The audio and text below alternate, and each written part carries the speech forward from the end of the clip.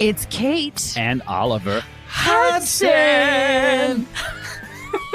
Host of the new podcast, Sibling Revelry. That's right. We started this show because, you know what? No one talks about siblings and that dynamic. The siblings, they know each other better than anybody. Yes. You know. Listen to Sibling Revelry on the iHeartRadio app, Apple Podcasts, or wherever you listen to podcasts. I'm Jacob Goldstein. I used to host Planet Money. Now I'm starting a new show. It's called What's Your Problem? Every week on What's Your Problem, entrepreneurs and engineers describe the future they're going to build once they solve a few problems. I'm talking to people trying to figure out how to do things that no one on the planet knows how to do, from creating a drone delivery business to building a car that can truly drive itself. Listen to What's Your Problem on the iHeartRadio app or wherever you get your podcasts. Episode 237, Kakeibo, the Japanese art of mindful budgeting.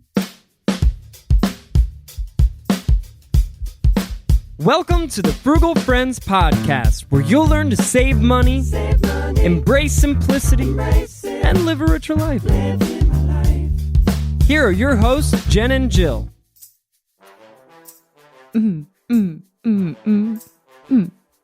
Okay, yeah, now you can sing, Jill.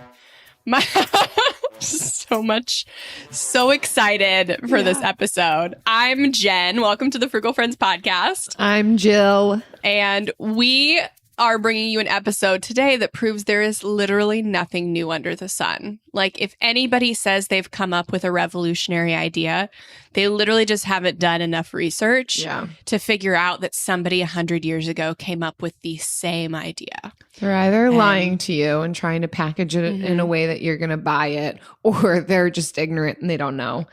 And It's already been done before.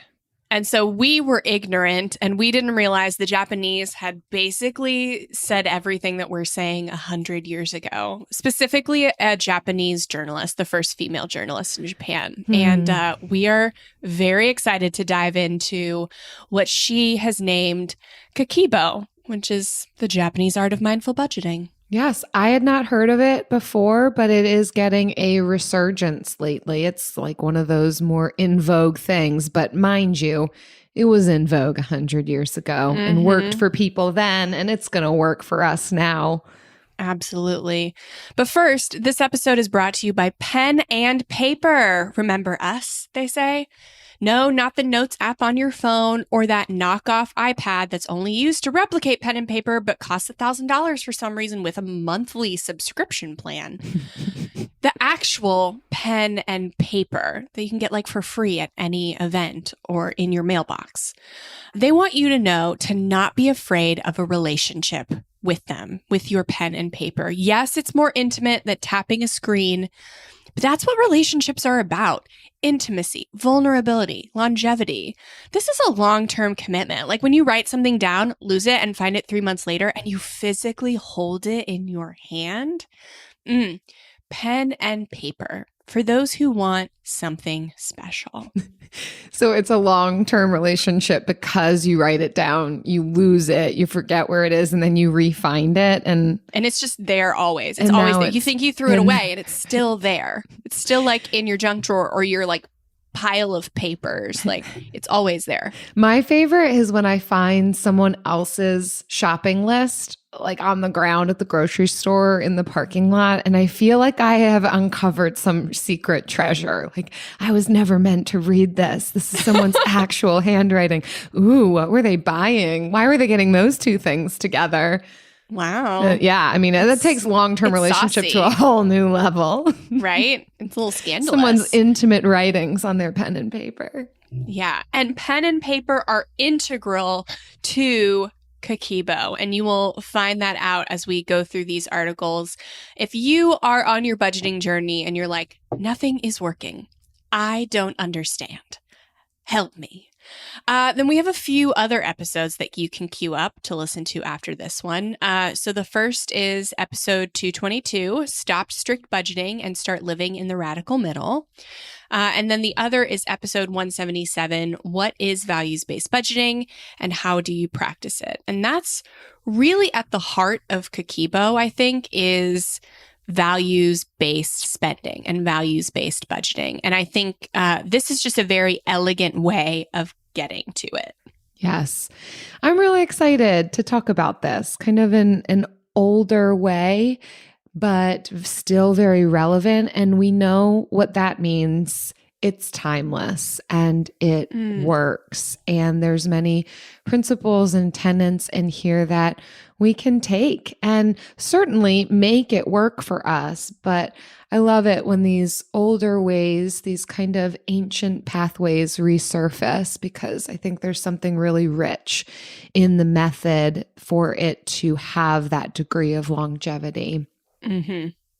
Yeah. So let's dive into our first article, which really explains the philosophies and the questions behind Kakeibo, because it's mindful budgeting. It's like what we say.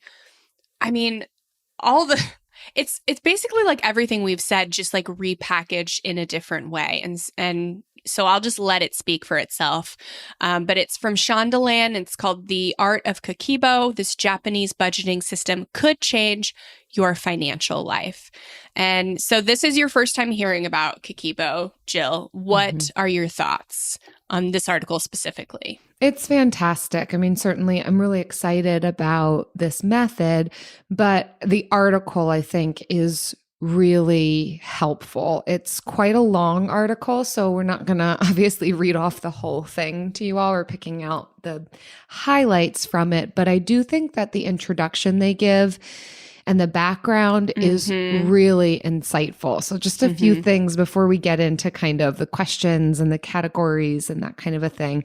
As you mentioned, Jen, they highlight that this was a form of budgeting that was developed in 1904 by a female journalist. I hope I don't get her name wrong. Hani Motoko. Okay. You can check me on that, and then they go on to talk about how budgets can feel like diets for our wallet. And I think this is always the same conversation that we come back to when budgeting gets difficult or when we experience pushback on a budget, is when it's this concept of it feels like a diet. They're not fun. They mean a lot of restriction and denial, and results are somewhere far off in the future. I can't get it now. And then I love what they say here, where they say, and budgets can make people super cranky. I don't know if that's you, or your experience, or the experience you have with a partner.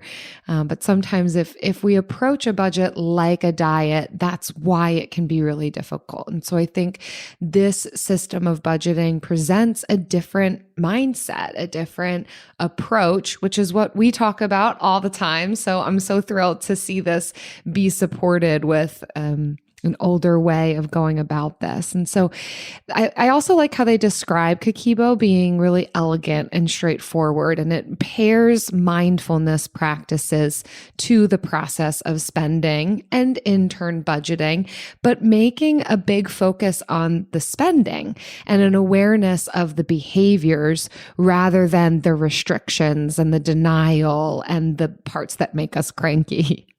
Yeah, I was reading somewhere actually where this is more of a philosophy, like shifting our perspective on how do I save more, or how do I save, and a shift of this perspective to how do I spend, which is literally all we're trying to do, is to shift your mind away from how do I save, which is obviously going to take you down a path of restriction and unsustainable methods, because there are a million ways to save.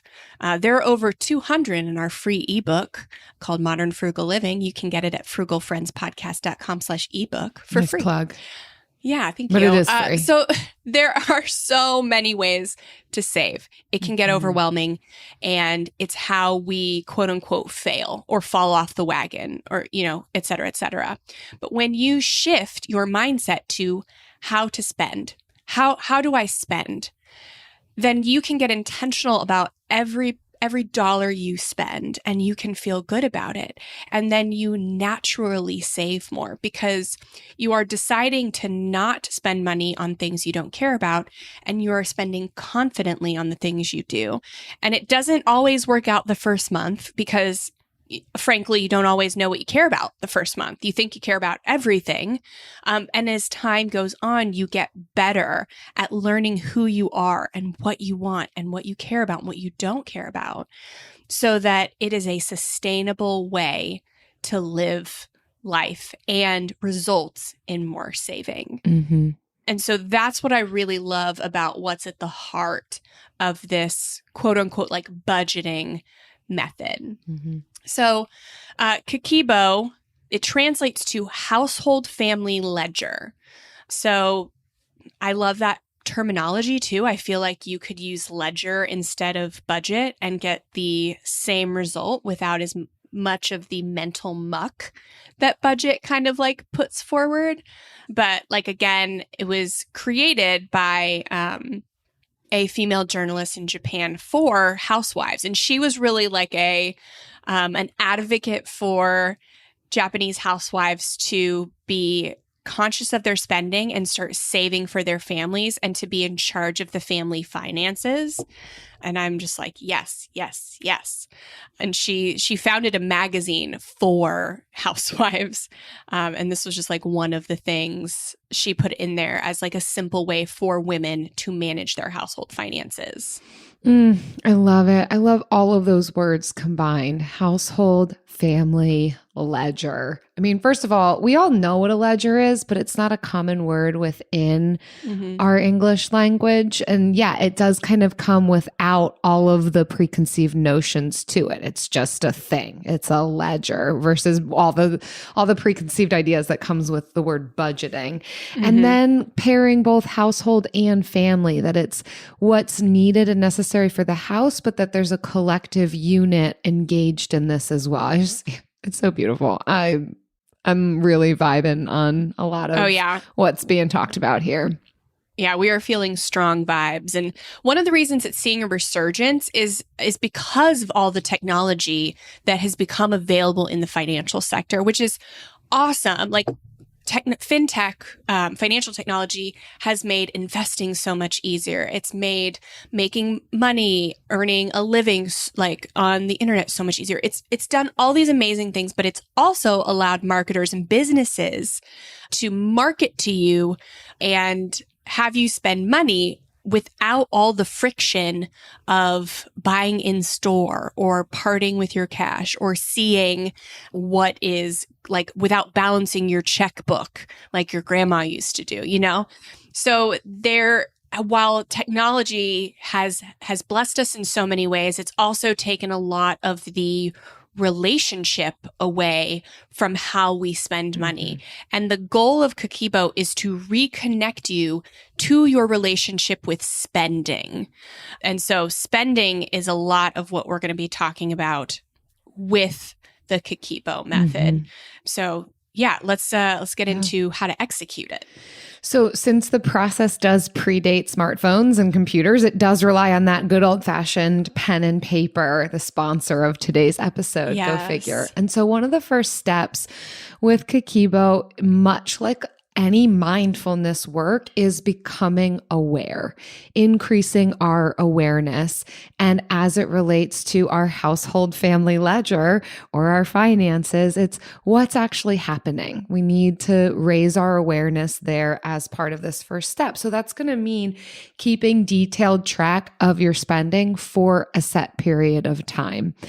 And so there's some questions that can go along with this tracking spending and income that kind of gets at the heart of the Kakeibo practice. And it centers around these 4 questions. How much money do I have or earn? How much money do I want to save? How much am I spending? And where can I improve? And oh my goodness, if that just doesn't summarize all the questions that we need to ask and make it sound so approachable and attainable. And I particularly appreciate that last question of where can I improve? I think anytime we are mindful or do some time of reflection and processing, that needs to be one of the questions. Certainly, what am I doing well? We often don't ask that question either, but also where can I improve? Where is there growth that I want to see? And that's going to help inform the next steps. Yeah. So once you answer these 4 questions, and these are 4 questions that you're going to be journaling about at least once a month, I would say probably with every paycheck. So if you're paid weekly, maybe asking these questions weekly. If you're paid twice a month, answering them twice a month, but at least once a month, answering these questions. And then track your spending for a month. So instead of making your ideal budget, the perfect budget that you'd love to stick to, the first step in Kakeibo is just like put the mindfulness into practice. Just become aware of the transactions. So track your transactions for a month on pen and paper. So I would just say find one of those journals that's hiding in your bookcase or your closet that you thought you'd use and haven't used, and just use that and kind of make your own column. So there are a ton of Kakeibo journals, but you don't need to buy something new for this. You can just say, okay, this is the date. This is what I bought. This is how much it was. And then you can start to categorize. So there are 4 categories in Kakeibo. The first is general. The second is leisure. Third is culture. And fourth is unexpected. So general, this would be household expenditures like housing, food, transportation. It's the things that you sometimes neglect writing down as your transactions because you're like, oh, I'm not impulse spending on gas, I'm not impulse spending on the internet. But it still is required to write it down and put it in the transactions because you still want to be mindful about it. Because the more you write something down, like maybe you're not impulse spending on gas, but the more you write it down, the more you realize you're spending on it. And you start to give yourself space to see, okay, I'm doing this out of necessity, but how can I get creative with this expense? Maybe there's something I can do to get a little creative here. So you still want to write these things down. So the next is leisure. So all the things like Netflix, shopping, general merchandise, gifts, all of these things. And sometimes, so you'll see these 4 categories kind of different throughout from person to person.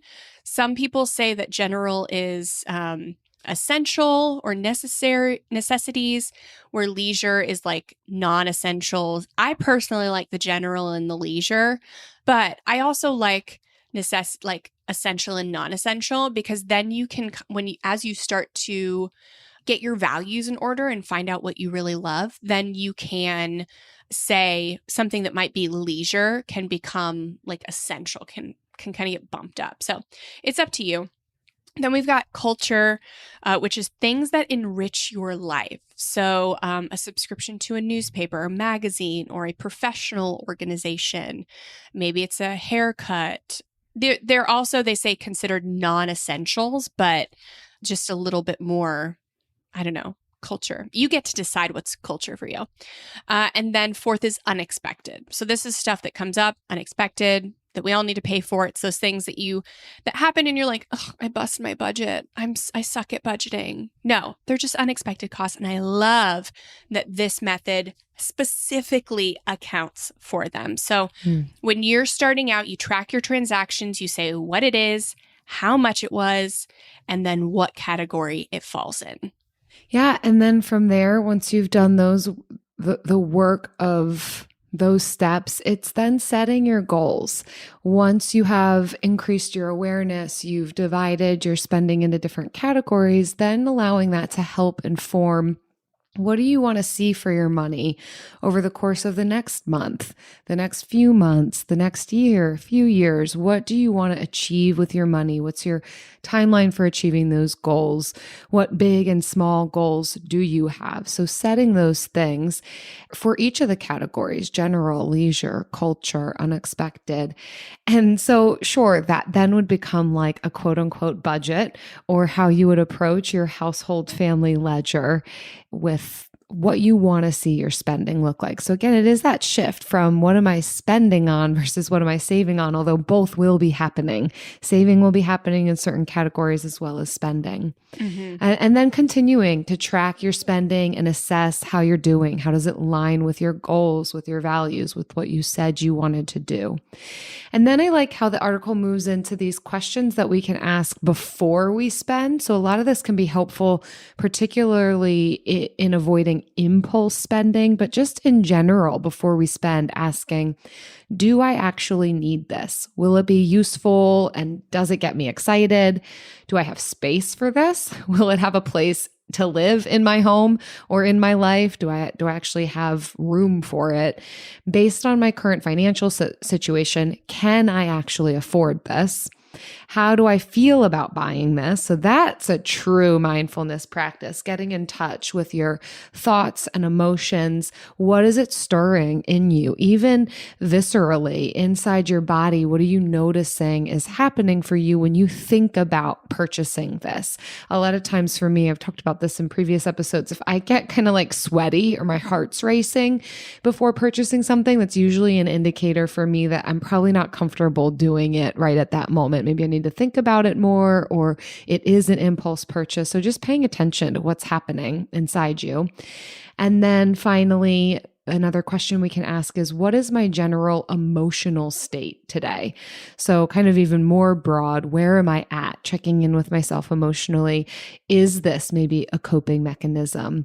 Do I want to give myself more of a space or a pause before I engage in this purchase? So really great check-in questions. And that, circling back to pen and paper, could even be something we carry around with us, although that could be typed into your phone as well.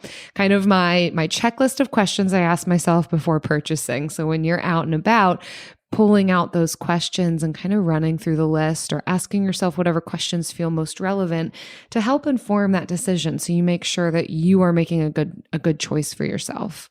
Yeah, I love these questions because something we've always said is you can know your values and what you really want in life. And that helps with making bigger financial decisions. But when it comes down to you and Target, those big goals are not going to necessarily be enough to motivate you to not choose instant gratification, but pausing will. And pausing and asking these questions just adds another layer to the boundaries, to the walls between you and an impulse purchase. So yeah, I read another version of the first one, which is, do I actually need this? Someone was like, can I live without this? Which I also thought was a good reframe of it. And then just being like, do I have space for it? Can I afford this? Thinking about not just the current financial situation, but like also the goals as well. Like, can I afford this and still be on track to my goals? And then just taking, like we say this a lot, is being aware of your emotional state and what you did beforehand, what happened beforehand. Like, are you here? Are you shopping to celebrate something? And that's why you're wanting to buy this? Are you here to avoid some kind of emotion that you should be dealing with? So these are amazing questions. And I feel like there should be like a phone background with these questions on it. Mm-hmm. And I may make one. I don't want to make any promises, but I kind of want to make one because this is definitely worth it. Or like an audiogram where you just play it back to yourself. Do you have space for this? Where are you going to put it? Do you need it? Do you want it? How are you feeling? What happened in your life today? And you can pick, Jill will do one and I will do one, and you can pick whose you want. Who do you want questioning your purchase decisions? Yeah. Oh, that's great. They also say waiting on purchasing something for 24 hours is just like a additional recommendation. But I mean, we love that. Yeah. Patience is a virtue. Always. That's kind of like the general like way to do Kakeibo. It's very simple. And that's something else that I love about it. It's just so simple. It's the 4 questions. Categorize your spending into 4 categories, and then in practice, which very few budgeting methods actually have. I would say no other budgeting method has actual implementation. Mm-hmm. So in addition to the structure of the ledger, then there's implementation guidelines for following the plan. Well, and I feel very affirmed in this because I'm pen and paper. I still do write all my transactions down. I love it. And I think some of it is for this reason. While that could sound like a lot of work to some people, to me, it feels simple. Just pen and paper, aware of what I'm doing, informing my decisions upcoming, aligning it with my goals. It feels so cathartic to me. I realize that's not going to be everybody's situation, and they may not write down every transaction every single month.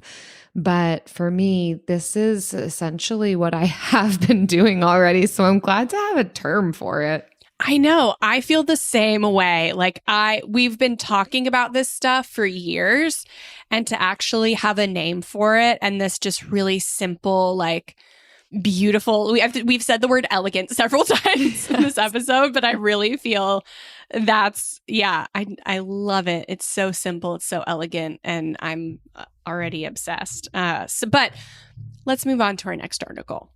AI might be the most important new computer technology ever. It's storming every industry, and literally billions of dollars are being invested. So, buckle up. The problem is that AI needs a lot of speed and processing power. So, how do you compete without costs spiraling out of control? It's time to upgrade to the next generation of the cloud, Oracle Cloud Infrastructure, or OCI. OCI is a single platform for your infrastructure, database, application development, and AI needs. OCI has 4 to 8 times the bandwidth of other clouds, offers one consistent price instead of variable regional pricing. And of course, nobody does data better than Oracle. So now you can train your AI models at twice the speed and less than half the cost of other clouds. If you want to do more and spend less, like Uber, 8x8, and Databricks Mosaic, take a free test drive of OCI at oracle.com/strategic. That's oracle.com/strategic. oracle.com/strategic. Discover the heartwarming and hilarious world of sibling connections on Sibling Revelry with Kate Hudson and Oliver Hudson. You might be asking yourself, what is sibling revelry? Yeah, well, we just made it up. They'll have some laughs and maybe inspire some people along the way with universal tales of what it's like to grow up with brothers and sisters. We're full-blood siblings, the only full-blood sibling. In our family. Well, not in the world. I mean... No, in the whole world. That's just it. Like, no one... Dive into family tales and explore the human mind with guests like Joel and Benji Madden. And it's fun because we've decided to open it up, to really like all kinds of different siblings. And it's going to be an awesome season. It's more than a podcast. It's a celebration of the ties that bind us. Listen to Sibling Revelry with Kate Hudson and Oliver Hudson on the iHeartRadio app, Apple Podcasts, or wherever you get your podcasts.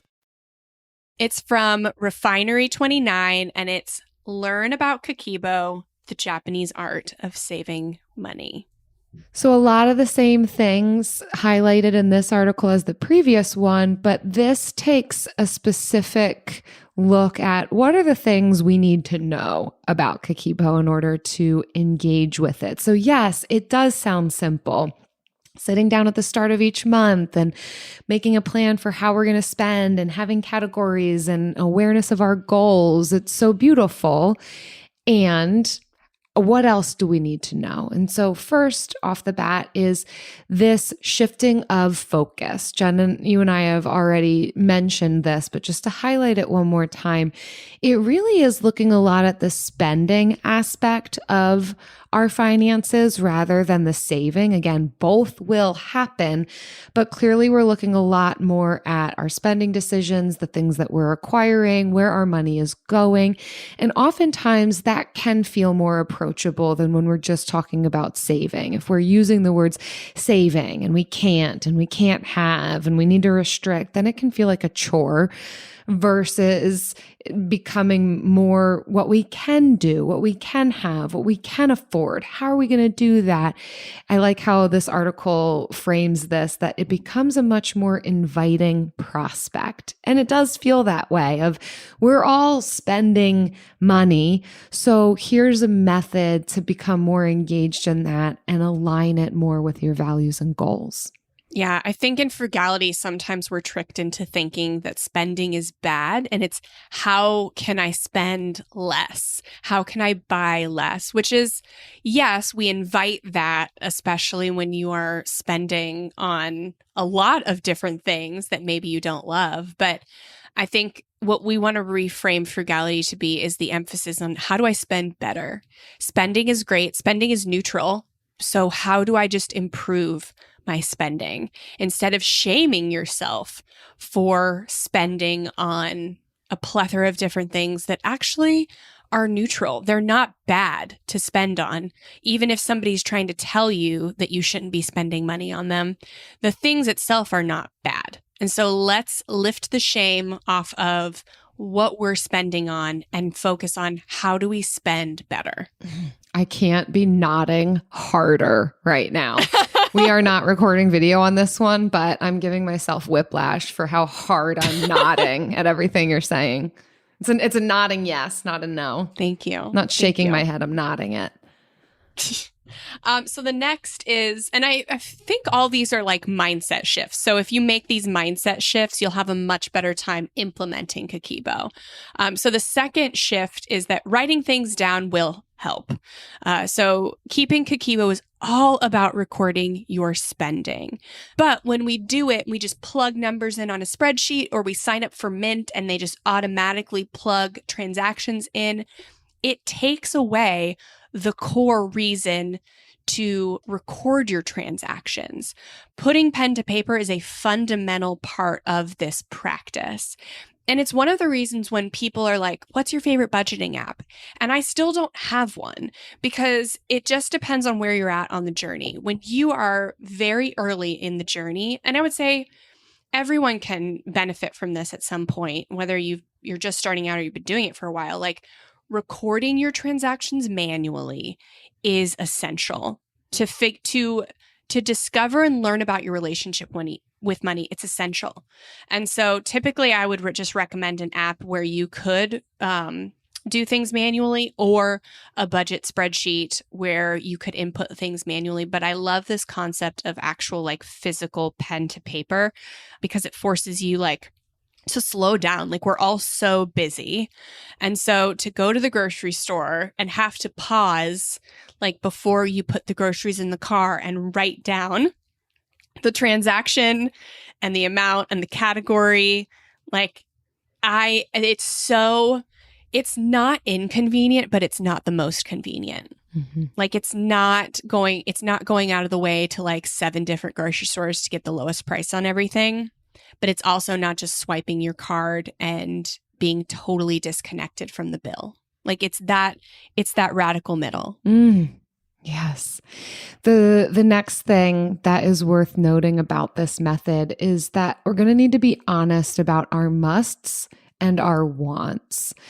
I like how the article describes that the Kakeibo method is about decluttering your finances. And we've described the simplicity and the elegance of that. So this definitely goes hand in hand with, yes, decluttering our finances. And if you followed all the other steps, then you know how much money's coming in, how much money's going out. And so now it's time to figure out, what are you going to do with the rest? Assuming that there is a little bit of margin left over from the essentials, where do I want that money to go? What are my musts? What are my wants? And particularly in the category of wants, how do I make sure that the money is going to the most important of my wants and not frivolously getting spent who knows where and being left at the end of the month kind of disappointed in what we see. And so, of course, then it's going to inform what shifts need to be made so that the spending really can align with my true wants. Yeah. And I think this is where those questions, the monthly or bi-monthly questions, really come into play, because that question on how can I improve, it tells you more, it allows you to think more about, okay, what are the things that I value that may be non-essentials for somebody else, but are essential for me? And what are my actual non-essentials? Because you can want anything, but you probably don't want everything. Mm-hmm. That's very unlikely. Marketing definitely tells us we should want everything. But if you look at it over the course of months and years, and even the things you wanted like a year or 2 or 3 ago can and should be different than what you want now. And so it also gives you the time to reflect on, okay, are the things that were like essential to me then still essential to me now? The fourth is going to kind of hurt some of our hearts. It's going to be uncomfortable for some of us, but it's that cash is better than card. And psychologically, cash is better than card. Yes, for travel reward points and cash back, cards, love. But, and I say this to people again, if you're very new to the journey, if you are just starting out, cash is almost essential. Like to just do at least a month, 2 months, 3 months with cash will really make a big difference in the speed to which you kind of get in control of your relationship with money. It will really speed it up. After the first few months, I would say once you've built a habit of mindfulness with your money, you can go back to card. It is a very, for me, inconvenient way to live. I know a lot of others agree. So I do prefer card, but it is so easy. Swipe your card and you have no clue how much you just spent on your card. So yeah, tying that pen and paper recording with the cash, really like going off the deep end, intense method to like be a catalyst to getting your relationship with money kind of solidified. See, now for me, I agree and disagree. I think on the one hand, it is a good practice. And like you're saying, Jen, especially when just starting out, for me, I feel as though cash is not traceable. So oftentimes when I spend cash on it, it feels like I'm hardly spending because it's not going to show up in a paper statement. I'm not going to see it later. Like I am very aware of what I spend on the card because there's a record, there's a paper trail more than just my receipt. And I'll often spend cash when I want it to feel like, oh, this doesn't even count. There's no record. It's not traceable. So that, and maybe that's just like a poor mindset I've adopted, but that's how it feels for me. Like I'm using cash when like, I don't even have to think about that purchase. Yeah.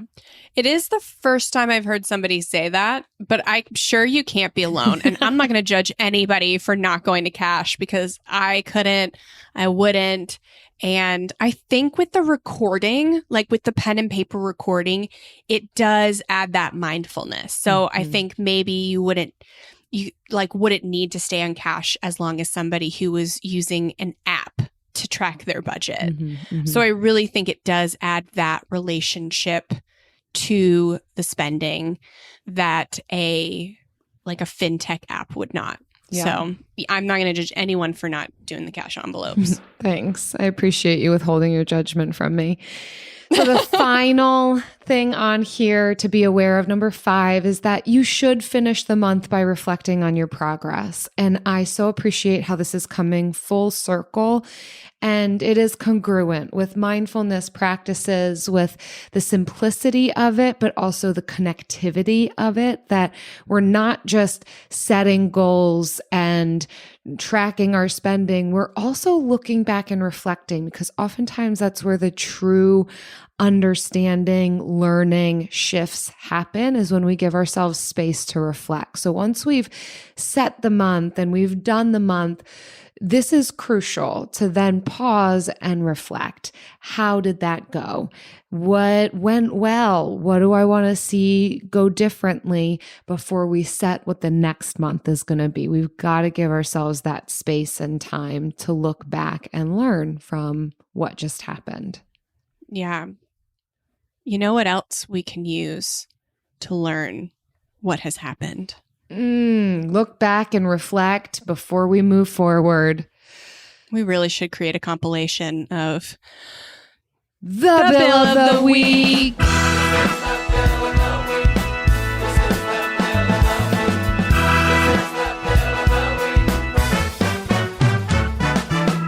That's right.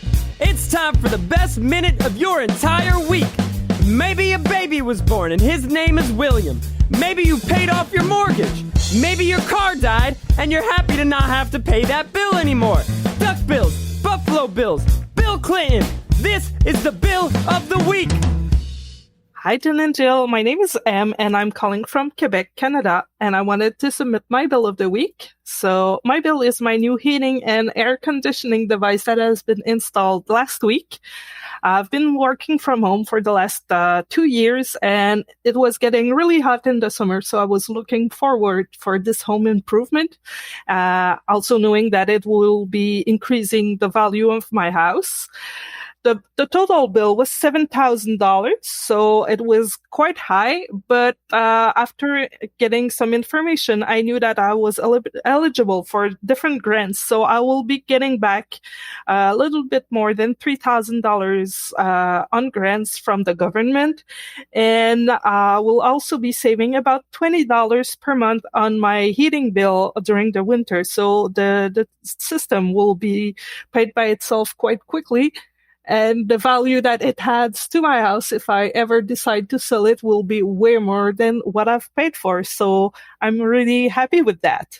Thank you and have a nice day. Bye-bye.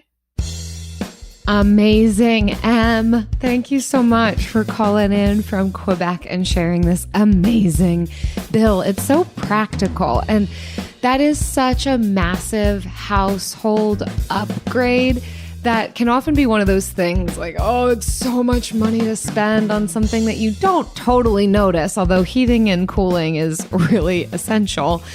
But it's not something we typically want to drop that amount of money on. But it sounds like you were planful and were able to spend the money, but then also put in the time, energy, and effort to do the research and apply for these grants. Getting money back is saving you 40% on this massive home upgrade. And then, like you're saying, what it's going to save you monthly, the value add that it is to your home. What an amazing bill. I'm so happy for you that this is installed and working in your house. You're getting to enjoy it and you just feel really good about this purchase you've made. Well done. Yeah. Good job. I think it teaches everyone, always check for rebates and grants from your city and state before you make big home improvements, because there's always something. Like in Pinellas, you can get a free toilet for your house. Like everyone gets a free toilet.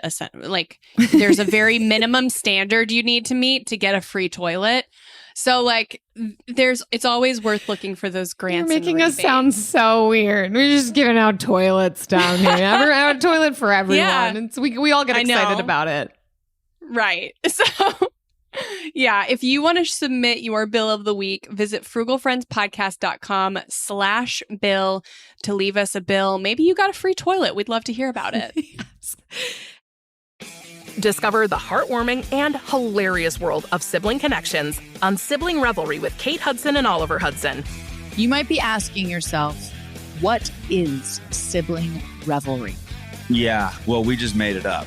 They'll have some laughs and maybe inspire some people along the way with universal tales of what it's like to grow up with brothers and sisters. We're full-blood siblings, the only full-blood sibling. In our family. Well, not in the world. I mean, no, in the whole world. That's just it. Like no one. Dive into family tales and explore the human mind with guests like Joel and Benji Madden. And it's fun because we've decided to open it up, to really like all kinds of different siblings. And it's going to be an awesome season. It's more than a podcast. It's a celebration of the ties that bind us. Listen to Sibling Revelry with Kate Hudson and Oliver Hudson on the iHeartRadio app, Apple Podcasts, or wherever you get your podcasts. From the studio who brought you the #1 podcast, The Piketon Massacre, this is Murder 101. A group of high school students started a project to research a string of unsolved murders. Those murders happened in the mid-1980s. He's out there doing stuff. He just didn't stop. Everything that the students predicted through their profile turned out to be accurate. Redhead killer profile. Male, Caucasian, 5'9" to 6'2", 180 to 270 pounds. Unstable home, absent father and a domineering mother. Right-handed, IQ above 100, most likely heterosexual. There is no profile of this killer except for the ones the students created. Just because some of these women no longer have people to speak for them does not mean that they deserve to not be spoken for. What if this guy's still alive? Like, what if he comes after us? I said, are you going to kill me? And he said, yes. Listen to Murder 101 on the iHeartRadio app, Apple Podcasts, or wherever you get your podcasts. And now it's time for Lightning Round. So we are talking about spending intentionally, shifting our focus to how can I spend better.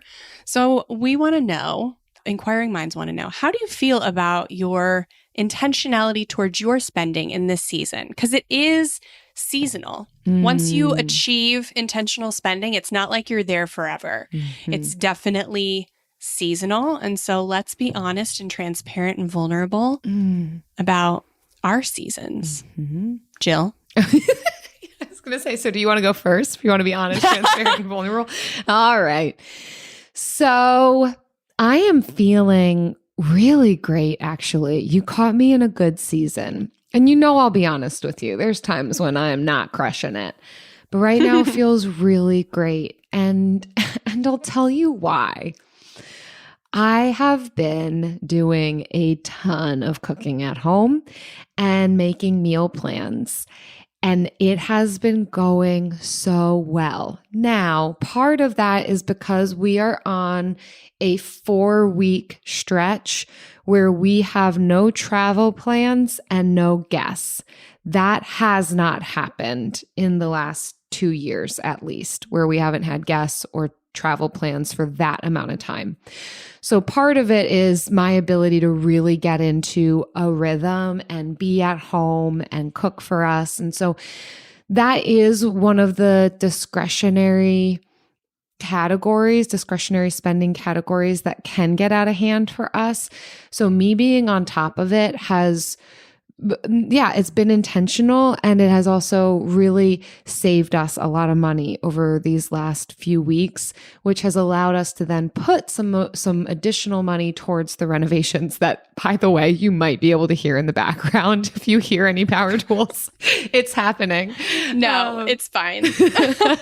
Renovations are happening. If you've been listening to this for a long time, you can celebrate with me. I'm not going to hinder that progress because don't you dare. I need that kitchen in some real ways. So I'm feeling like really, really great about it. I continue to, not only do I keep a pen and paper account of all of my transactions, I also, back in June, I made a new spreadsheet that I am so stoked about.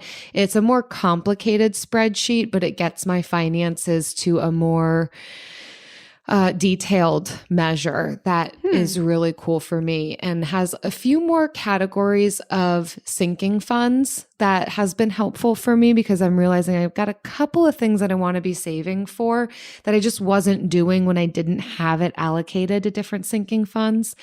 So I've done a couple of these like minor shifts recently that have really brought my budget, my finances together in a nice way. And I appreciate what you're saying there, Jen, for this season. I don't think I'm going to need to have such a tight hold on the money in and out in, a year from now. But because we're going so hard at renovations and cash flowing them, I'm trying to be really mindful, really intentional in some of these different areas. And these are the things that have helped. So right now, I feel great. I feel on top of the world with it. Mm-hmm. What about you? Well, I wanted you to go first because mine is a bit of the opposite. So, and it's not I've been intentional. So it hasn't been like negative spending, but it has been increased spending. So it has been this like interesting dichotomy. I don't know if that's the right word, but we are recording this at the end of summer. And so I have allowed myself this summer kind of to be freer with my time. This is a slower season in the personal finance world. Not as many people care about their money over the summer. After summer, I just want to go on vacation. Mm-hmm, yeah. So it's been light, and I've been allowing myself to rest. And allowing myself to rest has meant going out with friends a little bit more. So I have been spending more. And also July was the first month that we paid a mortgage on the new house. So now we have 2 mortgages instead of 1. And we still have not, we've only rented out 1 of the 2 rental, areas. So this month will involve a tightening just because we need to focus on renovating the rental half of our house, and B, because we have saved, and so that money's not coming. The money for that mortgage is not coming out of our month to month. It's coming out of our savings, but it's still something that I want to be mindful of. And we're entering back into our quote unquote busier season. And so I will allow myself to say no more to going out and finding alternatives for things that, activities that I would normally spend money on, and kind of suggesting alternative activities. But yeah, I did give myself space to rest and spend over the summer. And now heading into fall, being a lot more aware. And so I think I'm going to be trying this Kakeibo for the fall. I have not personally tried it, and just learning about it for this episode has made me think, okay, I actually really need this. Because even though I am frugal and I care about my money, some seasons just get you out of your groove. Maybe not even a bad way, but they just get you out of your groove, and it's time to reset and rethink heading into the next season. What is essential for me? What is non-essential, et cetera, et cetera. Mm-hmm. Well, I think in all of it, what I am hearing you say is there are degrees of intentionality. Maybe the reins, how tightly the reins are on your spending might have shifted, but you have given yourself that space intentionally to spend this summer. So it doesn't sound like it's lacking intentionality. It just might be lacking the amount of boundaries that you are going to be putting around it in the fall because of the different goals. So yeah, each season requires different boundaries and maybe a tighter grip or a looser grip on our finances. Yeah, I did. I went out to brunch with friends 2 days in a row. And after the second one, I turned to my friend. I was like, we can't do this every day. I love that story. I think I saw you that night. You're like, I went out to brunch. I was like, great. You're like, 2 days in a row. It was great and fun. But I was like, we got to get this together. We got to get it together. Oh, I love it so much. Yeah. So, well, yeah, there it is. There it is. Thanks so much for listening, guys. Yeah. So a lot of you already know we have a private community where we do monthly money challenges. We have accountability groups where people are able to connect with others and chat even more about these kind of financial topics. And we want to congratulate one of our members for a big win, Wendy. This really resonated with me. Wendy shared. It did. Yeah. Bought some chicken Yeah, you did, Wendy. She said, I was catching up on the latest episode about saving money on groceries, and I was inspired to stop at Walmart and get a rotisserie chicken. Cost me $7. They had shredded chicken packaged already, so I picked up that too. Cost me a bit more, but got me quick chicken salad sandwich. Thanks, Jen and Jill. Heck yeah, Wendy. I don't know if you meant for this to be like a win or a celebratory share, but I am counting it as a win, and I'm celebrating with you for the chicken you bought and the way that you saved money with that rotisserie chicken and the shredded chicken, and turning that into another meal of a chicken salad sandwich. Just crushing it, Wendy. Amen. Congrats, Wendy. You are crushing it with your ways you're saving money. So I mean, amen on chicken. Give me some rotisserie chicken. I actually bought pre-made chicken salad. So I went a step further in being lazy and just didn't. I was like, I could have bought the shredded chicken. I was like, I don't think I have time this week to even make chicken salad. I'm just going to buy the chicken salad. But either way, it's going to keep me from eating out. There you go. Whenever I eat it, it's going to be cheaper than that. Still less expensive. That's so true. Still less expensive. Well, thanks everyone for listening. If you want to check out our monthly challenge community, head to frugalfriendspodcast.com/club. See what challenge we have coming up next. See what chicken we're eating. See what we're celebrating. All the things. Yeah, get into the chicken channel and just share your chicken with us. We'll see you next time. Bye.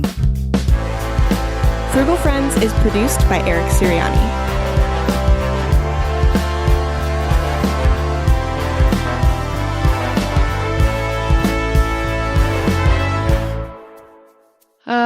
Yes. So what I have been doing lately is grocery shopping every other week. I have so hit a stride that I can go to the grocery store and make that last for 2 whole weeks. Oh, good for you with your 2-person household. I'm proud of you. Thank you. Hey, we all have different barriers. That one was a big one for me. So feeling like, oh man, and I know this isn't going to be forever and always, but for right now, it feels like an accomplishment. What do you runners call it? A personal record? Yeah, a PR. Personal best. PB, PR. Yeah, it's feeling that way for me. Nice. Becoming a domesticated woman. Yeah. I ate food that I made at home last night and then ate leftovers for lunch today. Love that. Yeah. What are you doing for dinner tonight? I don't know. You're coming over. So, not for dinner, but later. So it's got to be something that like can be quick. I mean, you can come over for dinner. That's fine. We can feed you. Bring food. There's only 2 of you. So yeah, I have a meal plan. I just don't remember what's on it. Nice. All right. Well, enjoy. See you for dinner. You end up eating. Okay, bye. Bye. Discover the heartwarming and hilarious world of sibling connections on Sibling Revelry with Kate Hudson and Oliver Hudson. Dive into family tales, explore the human mind, and laugh with guests like Joel and Benji Madden. It's more than a podcast. It's a celebration of the ties that bind us. And it's fun because we've decided to open it up to really like all kinds of different siblings. And it's going to be an awesome season. Listen to Sibling Revelry with Kate Hudson and Oliver Hudson on the iHeartRadio app, Apple Podcasts, or wherever you get your podcasts. Hi, I'm Frances Fry. And I'm Ann Morris. And we are the hosts of a new TED podcast called Fixable. We've helped leaders at some of the world's most competitive companies solve all kinds of problems. On our show, we'll pull back the curtain and give you the type of honest, unfiltered advice we usually reserve for top executives. Give us a call and we'll help you solve the problems you're stuck on. Listen to Fixable on the iHeartRadio app, on Apple Podcasts, or wherever you get your podcasts.